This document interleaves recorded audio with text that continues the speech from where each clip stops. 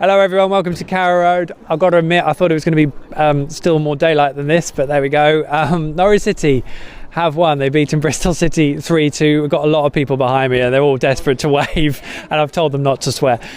So yeah, phenomenal result this for Norwich City this afternoon. 3-2 against a Bristol City side that were unbeaten since November, hadn't dropped a single point since the turn of the year, and I think in spells you could kind of see why. Their attacking play was excellent. Lee Johnson, for the second time this season, has to be said, had them set up to press Norwich really well. They were set up in a way that they could get in behind Norwich in the right areas, especially behind both fullbacks.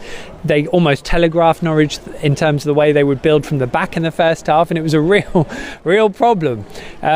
They got themselves a pretty useful 12th minute lead, which is a well taken goal from Jamie Patterson. It did come from really cheap Norwich possession in possession concession in midfield, so they kind of were the architects of their downfall there. And again, Bristol City was set up really well to counter in those transitions really quickly, and did a great job of it in the first half.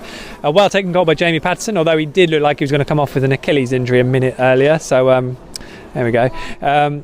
Really well taken goal though. He's a really good player and he finished it off really well. And from then on, Norwich kind of woke up. It was a slow start, but they really got going after that, and they pushed hard. Bristol City only had sort of sniffs in that time. Norwich really created the better chances, got themselves level on 36 minutes. Wonderfully worked goal, actually, brilliantly taken by Kenny McLean, just popping it into the far corner, I think with his right foot, thinking about it now.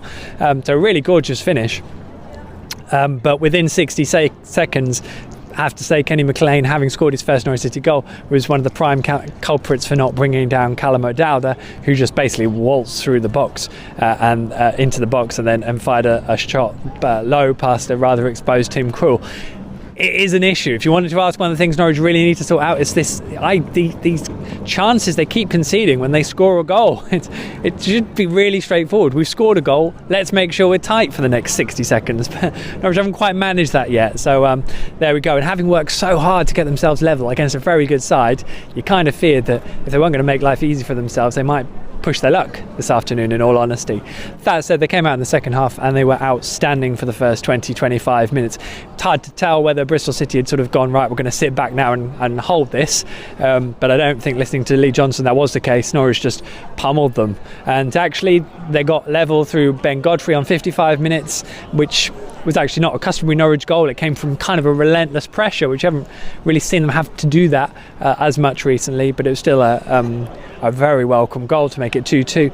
And this time Norwich did ride out the onslaught that came just after the equaliser, and they got themselves level 11 minutes after that. A wonderful strike from Kenny McLean, having battled for the ball in midfield, and then fired a beautiful low strike just inside Frank Fielding's far post. It was a glorious goal that made it 2 for Kenny McLean. And actually got put to him, not by me but by one of my colleagues, who said, a journalist said, actually, Kenny, that you scored 2 goals but you weren't necessarily that good in the rest of the game.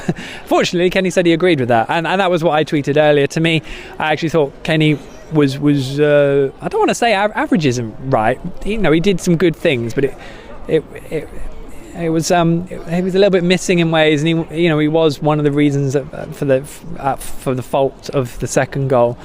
But he then pops up with 2 fantastic goals and 2 really important goals. So had Norwich ever gone 2 goals behind in this game, I think it would have been a really tough ask to come back into it. So I think, in that respect, that's a real contribution, and it's a brilliant position to be in, because Mario Vrancic came on for the final few minutes. Maurice Leitner was on the bench. They've got such strength, and Christoph Zimmermann somehow played the entire game, even though he seemed crocked for most of it. And I think Tim Closer had more warm-ups than he's had game time in the last few weeks. So there we go. But colossal effort in so many ways from Norwich, and what an incredible result to collect against such a good side. It's all about Bristol City, really, and if Bristol City play how they have been playing, they'll finish in the top 6. They'll be genuine playoff contenders and actually be really difficult to beat. They do seem to come up unstuck against the better sides, but they will pick up enough points to be in the top 6, I'm sure, and it'll be interesting to see then how they deal with the playoffs should they they be there. I'm not sure who they've still got to play out of the other top teams, but I'd imagine that will be a wait if, say, Sheffield United, Leeds or West Brom have got to play Bristol City too, because they are a very good side. They've got talent all over the pitch, and if everyone stays fit, they will cause teams real problems. So good for them. The fans were good too. I mean, there were a few gamesmanship issues that I had, but I suppose we deal with that all the time. It's a shame that Bristol City opted to ask for their full allocation and then only managed to sell barely 3/4 of it, thus leaving probably about 800 seats unoccupied, which maybe not that many, but yeah, it's a shame that then Norwich fans didn't get to see tonight when there were gaps in the Bristol City end. As much as it's a long journey, blah blah blah, that's brilliant. You know, if you're going to bring 900, then great. That's ask for that allocation. But there we go. It's a moot point really, in terms of all that. As I said, it's so heartening to see Norwich turn this game around to maintain their place at the top of the division, because it was looking a bit sketchy, I have to say, at half time. But also the atmosphere in here. We've had really good atmospheres all season, including the derby last time out. But this was on another level today. It was superb from the start. The end was something else, and it reminded me very much of 2010-11. The noise and the belief inside the place, the scenes at full time. It wasn't a jubilation or a celebration. It was just raw, passionate belief that this really could be something special. And you know what? That 90 minutes says exactly the same thing. So, all being well, Norwich head into Millwall and the Den in fine spirits. They were 3-0 down to Preston at home at half time, so nice of Alan Neil to soften them up. We'll of course look forward to that.